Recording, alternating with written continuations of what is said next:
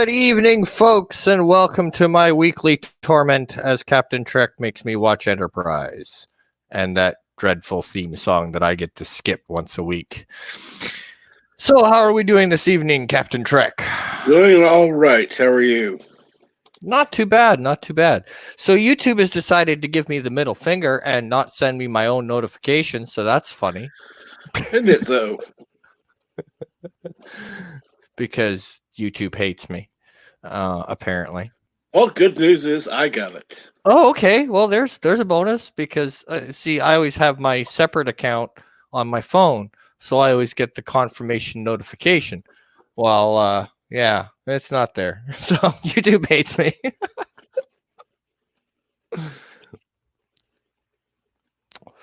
So today's episode was The Fortunate Son, and it wasn't bad. It was a 6 out of 10 overall. Dave G Sound is in the chat. Welcome, sir. How are you this evening? But yeah, it was a 6 out of 10 for me. It's kind of hit the plateau right now of the rest of the episodes. The only difference between this one and the other ones is there was actually some world building in this one that was nice to see. Oh, absolutely. Showing how the changes that the budding Federation is having isn't always as well received as one would think. And welcome, Lady Mist.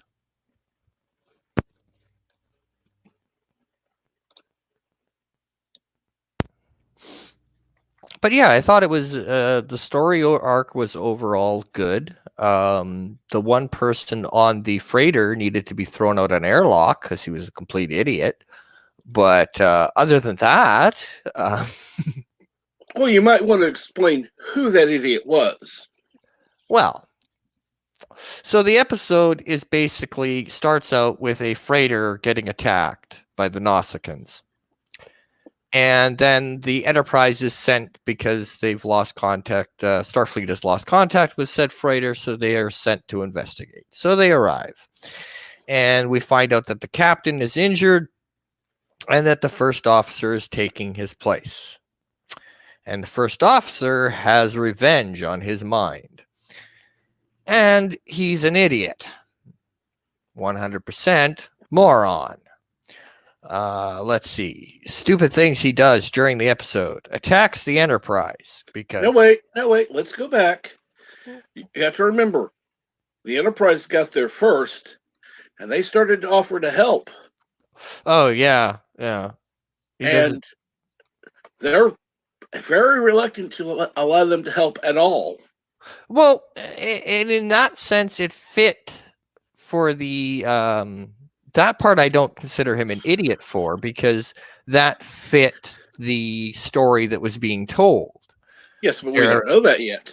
You know, they're freighters. You know, they're the freight runners. They're independent. They pride themselves on doing it their way, and so that part I don't consider him an idiot for.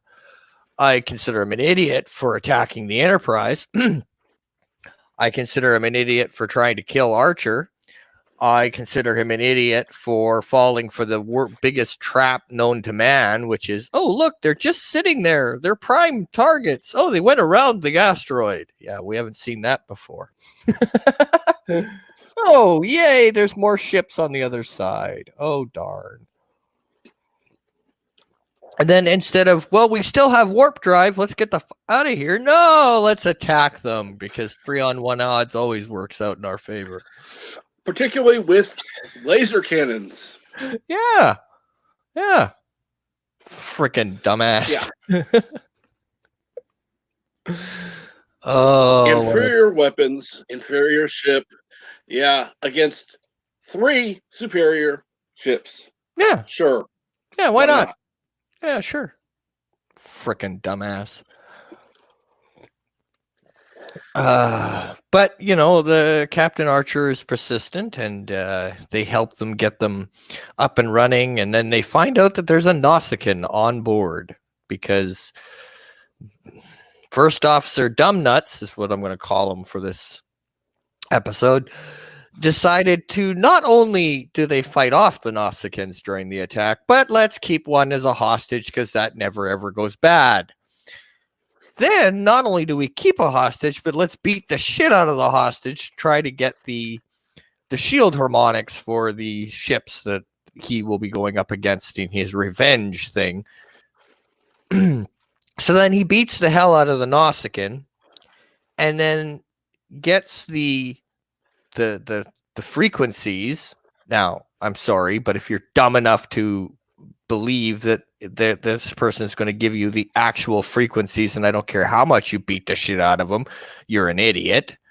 He told you what you wanted to hear and made it sound appropriate. So then they get to attack them and find out that, yeah, no, those aren't the shield harmonics. You're screwed. And he still persists his attack. So that's why he is First Officer Dumbass. Absolutely. We agree on that one completely.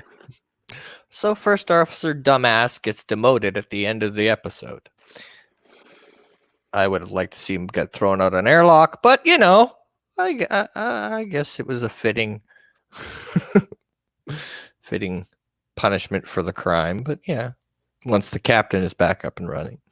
But yeah, I liked the introspective of how, you know, yes, they're making progress, and you know the effects that the new warp engines are having on that sector, and not only that sector but that way of life, because now, I mean, they used to have warp engines that were 1.8, that was their max warp, and you know, with the new engines coming out, they're almost going to have to get a warp 3 engine, which I would imagine.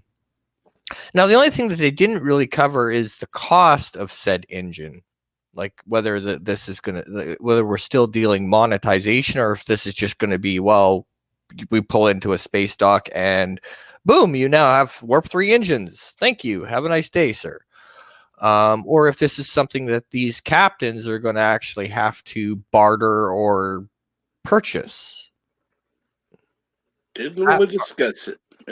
No, they don't really discuss it. So to be able to understand the full depths of what impact that's going to have on them is hard to do, because they don't really go into, well, is there a financial end? Is there a barter end? Are they even going to be able to, you know, are the ships even compatible if they upgrade them to a warp 3? You know, is he going to have to get a whole new ship? What's the deal? Absolutely. That would be, while we're just, I'll just take a moment. I haven't said hello to anybody. So hello, Dave G Sound, Lady Mist, Admiral Saval, Cinnamon Bunny, which Cinnamon Bunny, since Jim is driving, does that mean Cinnamon's going home? I don't Strawberry. know. Excuse me.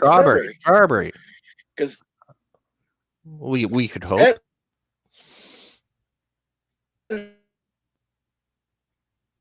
You still there, Kat? You went little. Yes, wonky. I am. Okay, just double checking it wasn't my computer going wonky on me, because we've already had that issue twice. But no, I mean, so yes, and we all hope the Strawberry is on the way home. And number one sci-fi, we were very happy to see him release a video. If you haven't checked it, do check it out. He did a nice unboxing video. And also, but back to the show, I wish they would have kind of gone into the dilemma, dug it up a little bit more, and kind of really laid out what the stakes are going to be.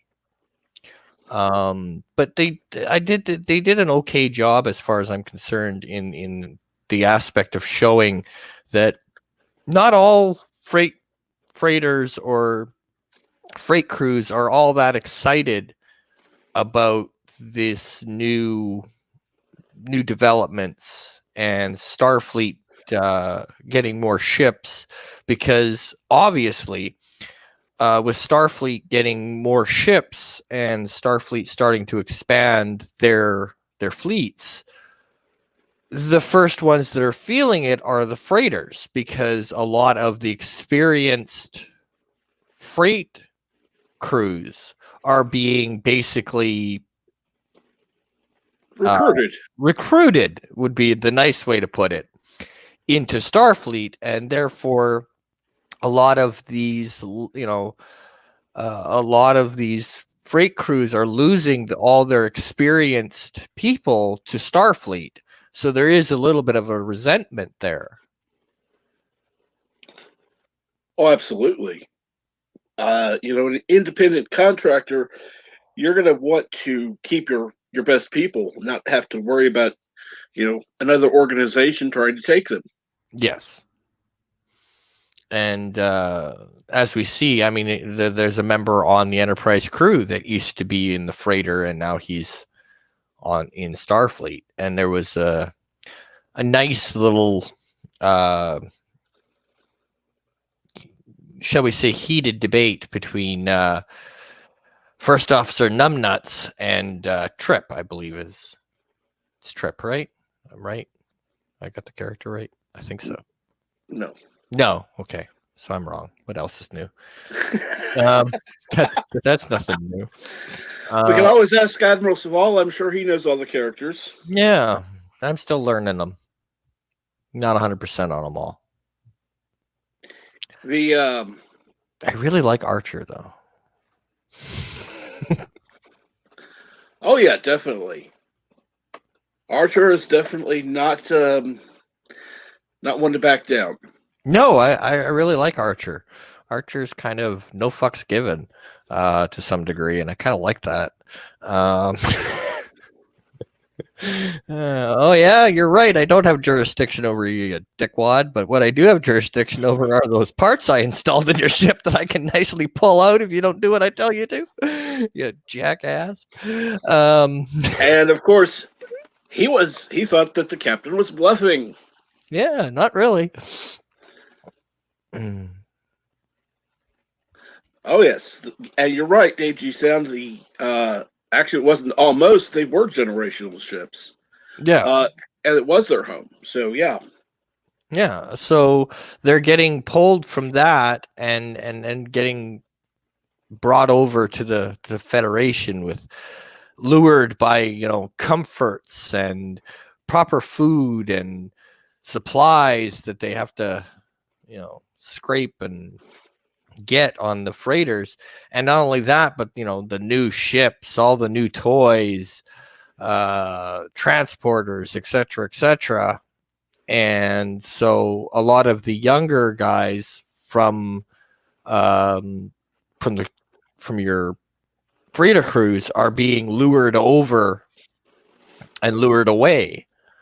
And I could see that being a major issue, because it's father to son, father to son, father to son, father to son. Exactly. Or father to daughter, or whatever the case may be. And now that line is being broken, because now the son doesn't want to just be on a freighter. They want to be on an X class. They want to be, going warp 5. They want to be playing with all the new toys and have a nice, comfortable bed, a good meal every night. Yeah, exactly. And weapons that can actually do something would help. Mortimus Maximus, welcome. Good evening. And and yes, no mystery meat for the crew. You must be well aware of the mystery meat. Oh yes, or mystery meals. And you never ask, and you never ask what your birthday cake was made out of. We learned that today in Star Trek. This is true. If you're on a freighter, you never ask what your birthday cake was made out of. You just eat the damn thing and shut up. Sounds like some of my family's cooking. Oh Oh, I'm so glad they don't listen to this. Anyway. Absolutely. But yes, especially my brother's cooking. Oh my God. Any. That bad? Well, I have to be more specific. My brother Leslie's cooking, because if I said that about my brother Dennis or my brother Kelly, I'd get my butt kicked. Because my brother Dennis is a gourmet chef and my brother Kelly is a pastry chef professionally. So if I were to knock their cooking, I'd probably get my ass kicked. And rightly so. Yes. And considering my brother Dennis is about 6'7", 350, yeah, let's not go there. Let's not kill Rambling Canuck. Although he works in a fancy restaurant in Ontario, I think that's where he is now, because he was in Banff for a while, but now I think he's back in Ontario. I've always wanted to be in the room when somebody sent a plate back. I'd have my brother come out from the kitchen and look at them, them expecting some little, skinny little chef, and my brother walk out, all 6'7", 350 pounds of them walk out, his hand the size of their dinner plate, and kind of go, "What was wrong with it?" Nothing, sir. Just have this image of somebody eating something, no matter how terrible it was, just at the sight of the cook that cooked it. Oh, yes. And I assume... Oh, sorry, go ahead. No, I just wanted to say hello to Trey. Oh, yes. Welcome, Trey. Welcome. We were discussing Enterprise. And the episode in question, in case you missed it, is Uh-oh. My brain just went on blanks. Damn tribbles. Hashtag blame Loki. Fortune's Son? Yes. Yeah, there we go. Ha! Not brain dead yet. Also, welcome Alexander Brooks. And but yeah, I mean, it was very interesting to see how things are changing and the ripple effects of said change. I just wish they would have kind of gone more into what these freighters are actually facing. Like, is this going to be something that could put them out of business? Are they, can they afford? Is it a matter of, can they afford to upgrade their ships as need be? Is this something that the Starfleet's just going to do for them? They pull into a starbase and they upgrade the ship. Have we progressed that far? So these are questions I really wish they would have touched on a little bit. Like, do you know how much freaking, gold press latinum I'm going to have to acquire just to be able to get them? Seriously? I barely can afford to keep this ship running as it is, something like that. Right. But now they're talking all these damn upgrades. I can't upgrade my ship fast enough, something like that. Well, you do have to consider the fact that there are going to be upgrade limitations. Well, of course. So then you've got to get a whole new ship. And Thomas Potts says Archer should have destroyed them all. But that's, I mean, I get it. We're pre-real Starfleet. By real Starfleet, I mean there is no, there's no real major federation right now. Yeah, well, there is no federation. Yeah, so we're kind of so I mean, it wouldn't be the Starfleet thing to do to walk in and destroy them all. It more disable their ships and tell them to fuck off. That's more Starfleet than blowing everything to hell. Mind you, they do that on occasion, but that's besides the point. That's usually in a battle situation. Mm-hmm. That's oops, my toenail slipped. Didn't mean to send that last torpedo.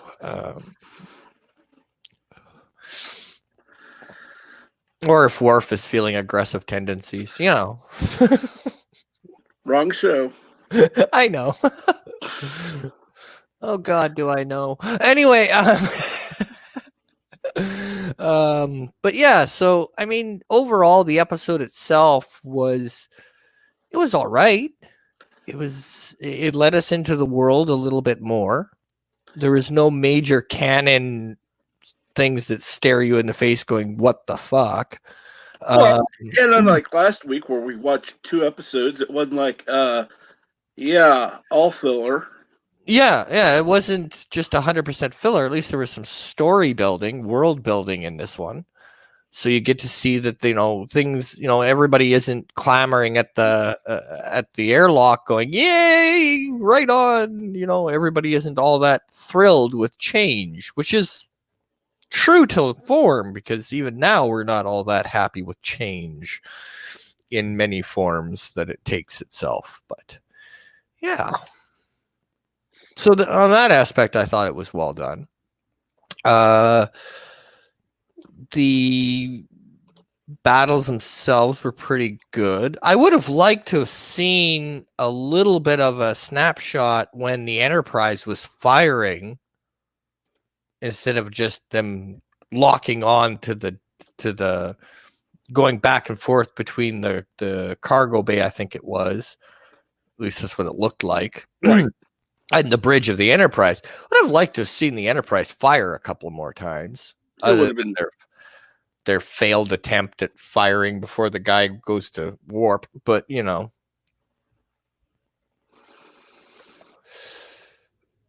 I do think that's another thing that we see, that a weapons lock is obviously slower in the early times than it was later on. Yes. So I do think that's fitting.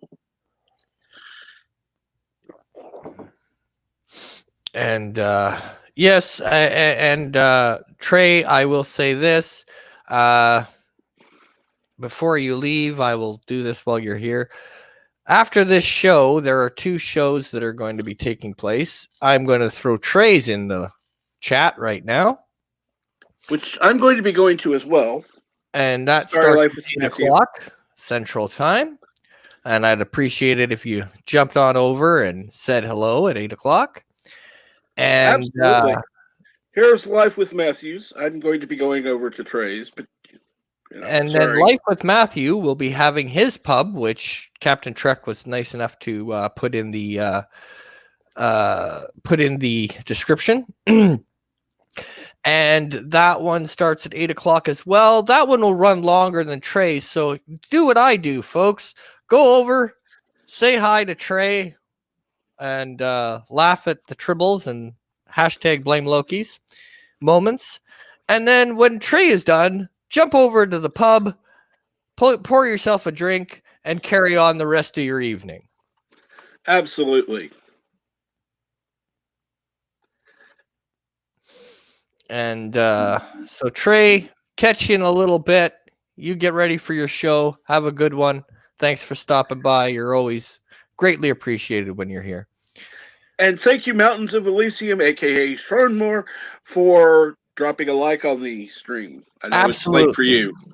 Absolutely. Thank you for dropping in, sir.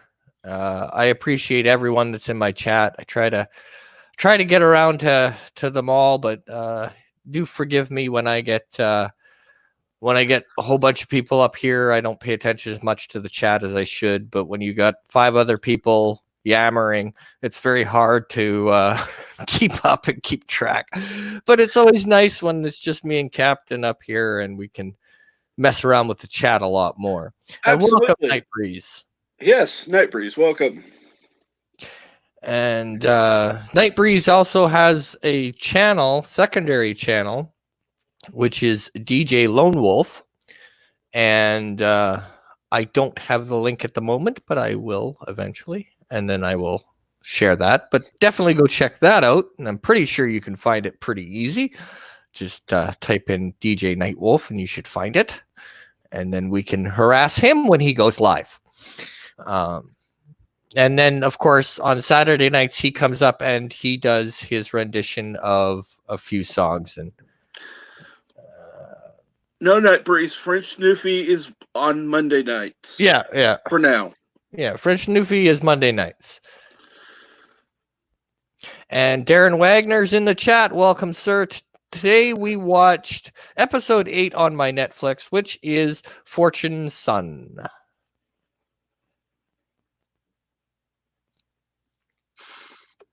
And all in all, I thought it was an okay episode. It gave us a little bit of world building, and all in all, it was all right. Absolutely. So, we've gotten to the point where they were caught up in a trap by the idiot first officer. Yes, first officer dumbass. Yes. And of course, Enterprise has to come in and save their ass. Well, of course. Wouldn't be Star Trek otherwise.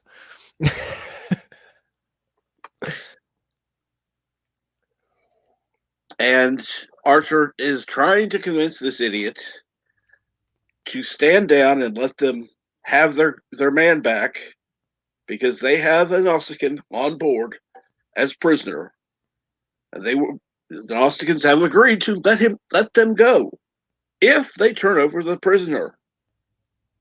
Now, I will say this: the speech that crew member gave to First Officer Dumbass was very well done.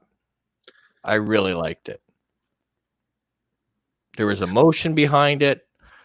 There was, you could tell he wasn't just reading off a teleprompter. It was well done, well acted.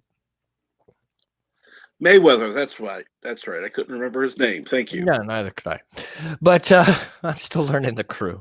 But I mean, he did well in that episode. It wasn't out of character for him. It was, this is something near and dear to him, something personal, and it came across that way every time he talked about it. It was really good. He was really, really good in this episode. Really good. Absolutely. Have a good night, Mountains of Elysium. Have a good one. Sleep well. All the rest. Yeah, it's about 1:30 where he is. Oh, yeah, definitely. Sleep well. Get some sleep.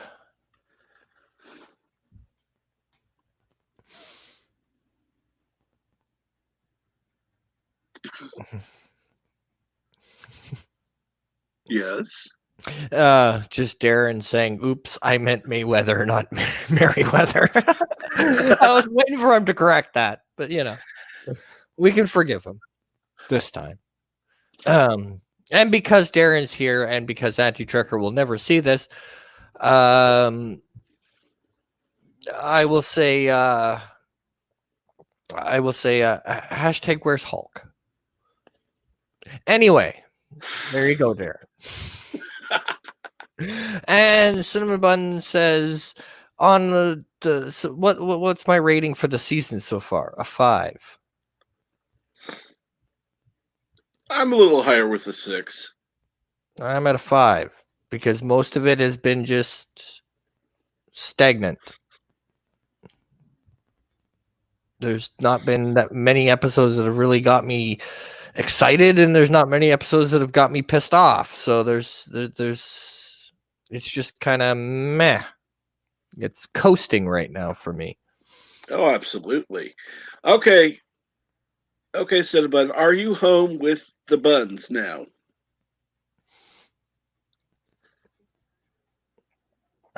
And Darren Wagner said, "You said that because AT wasn't here. You are truly a lion of YouTube." Yeah. I don't know about that. More like, I don't know, a lighthouse in the middle of buttfuck nowhere.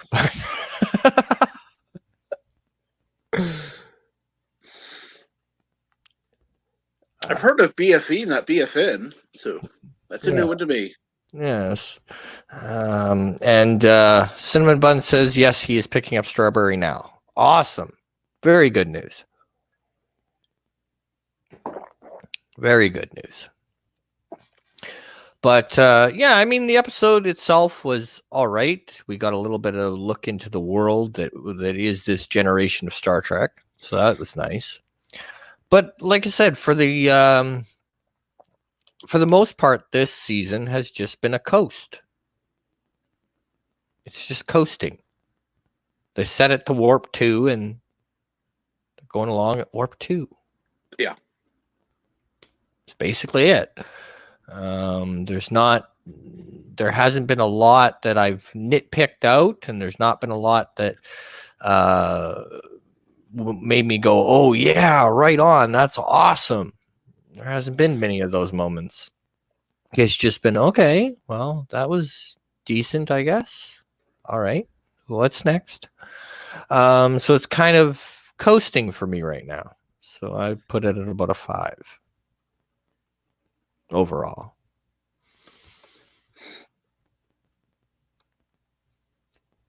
So far, yeah, you're right. Like I said, I'd give it about a 6, but that's just me. And Nightbreeze, I've got an idea for you and DJ. You need to do like an old style WKRP show with DJ. Why are you wanting to punish Nightbreeze? Because I think it would be funny.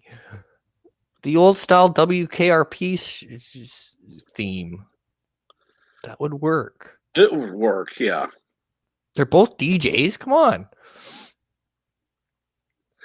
Yes, they're both DJs, but we know who's the superior one. And it's pretty bad at 36. I know what WKRP is, but that's okay. That's okay. I'll survive. I also say, by God, get that damn D&D stream live already, for pity's sakes. Anyway, moving on. Now that I'm done grinding Nightbreeze's gears.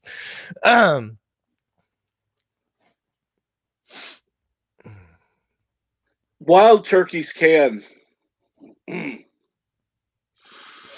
Domesticated cannot. Mm-hmm. Oh, you'd be surprised what non-flying birds can do when you fire a shotgun. Also, you'd be surprised what happens when a headless chicken runs into a chicken coop. It's I do think that to watch. Yes, and as Darren Wagner says, that the freighter design was interesting, and I would agree. The fact that the pods themselves are detachable independently. Yeah, the freighter itself was interesting in design.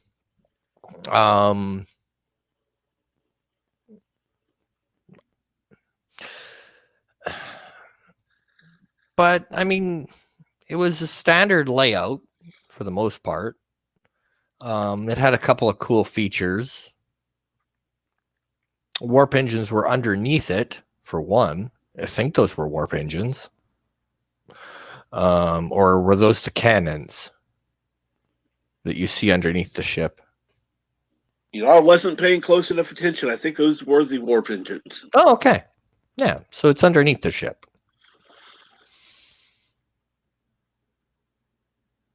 Nightbreeze says they don't fly out of helicopters so well.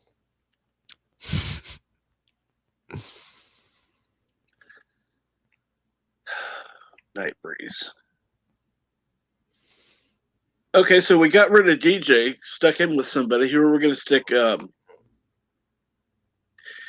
the French Newfie with.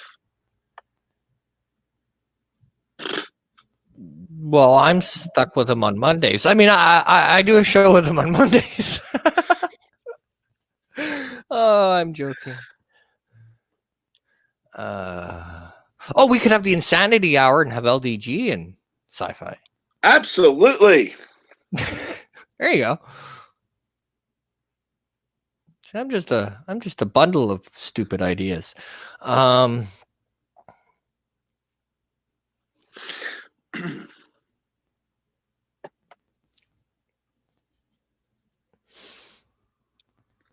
But yeah, I definitely think you and DJ Odyssey could pull off a WKRP show. That could be fun. And Cinnamon Bun does not like my stupid idea. So what you're saying is I need more coffee and need to stop thinking of these crazy things. Which crazy idea did you not care for? I'm pretty sure I can guess.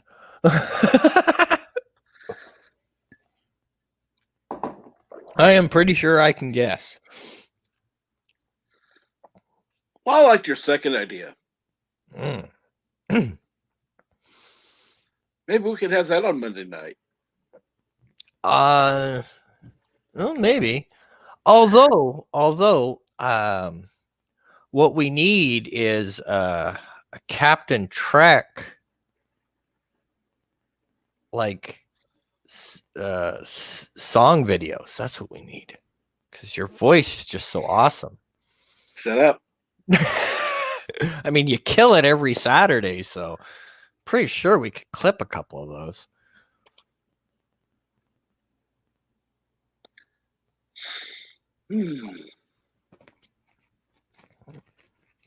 I guess it's time to take those videos down.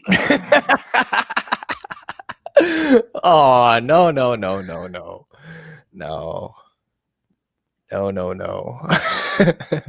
And just remember, you gave me the software that it would make me able to do it. Yeah, I did, didn't I? Yeah, that was forethought for you. Yeah, I'm kicking myself already. Yes, Cinnamon Bun says French Newfie and LDG. Yeah. Hey, they could have Insanity Hour. It would work. Yeah, it would. You know. Hey, LDG. I was just saying out a perfect show for you. You and Sci-Fi Nation team up for Insanity Hour. Absolutely. You two would play off each other very well. I don't mean that. Just don't mean that in a bad way either. I mean it in a good way. You two would play off each other very, very well. And it is something that you might want to have a talk with Sci-Fi Nation about. Absolutely. Oh, and speaking, since LDG is here, you may want to tell him how lovely your computer is running now, since you had to restart. How many times so far? 3? Twice. No, it is starting to show its age, and there's not much I could do about it. I could fiddle around with it till the cows come home, and it just isn't gonna change it. No. What it needs is a new system, and that's in the works. Hopefully by the end of the month. And then I can start doing some new and interesting things. I hope you're able to find one by then, assuming you get the money. Yes. Well, that's the major issue. Is it's unfortunately, can't get it on buttons and a pretty smile, as my dad would say. I'm hooped on both. Don't I got any buttons and no pretty smile, so fucked. Well, you can always. I wouldn't be the one to judge, but maybe somebody would think you do. They're blind. So overall, since we want to wrap this up, so we can get to the good stream or Matthew stream. Yes, and I will put that back in the chat again. Sorry, Life with Matthew, but I know where I'm going first. Any final thoughts on the episode? Mainly, it was a good world building episode, and it basically kept on the it kept on course. It just, there wasn't anything major I didn't like. There wasn't anything major that I liked. It was just an episode. It gave me a little bit more of a look into the world. But other than that, I now have First Officer Dumbass. Other than that, not much more of a takeaway. Yeah. Well, we do get some with Mayweather, which... Oh, yes. Mayweather's character was definitely Sean in this episode. But, like, overall, it was there.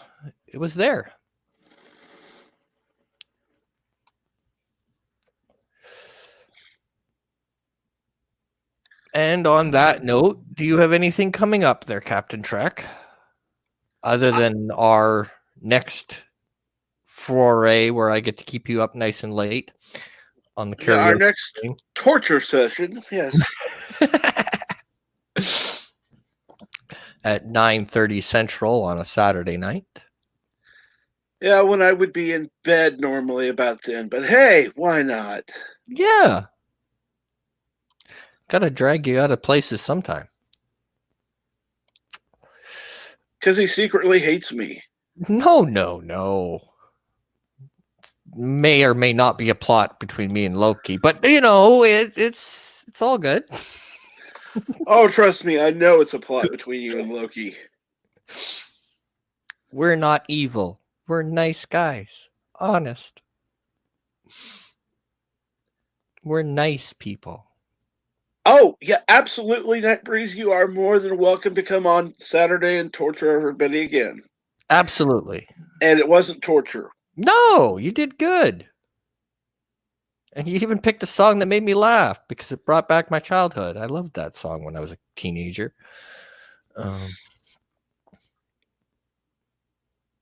So, this episode, what would you give it? 6 out of 10. Okay. Again, I would agree. 6 out of 10. Nothing too spectacular. Nothing too crazy. Just a coaster. With and a little bit of world building. We'll be getting further along as we get further along. Yes. Hopefully next week, I'm not going to the doctors as much, and we can do 2 episodes next week and start getting through this season 1. But with that, folks, hope you all enjoy your evening, and make sure you drop by and say hi to Trey, and make sure you stop by and say hi to Life with Matthew at some point this evening. Maybe have a drink with him, bug him a little bit, and tell him the old Rambling Canuck sent you. Till next time, take her easy, folks.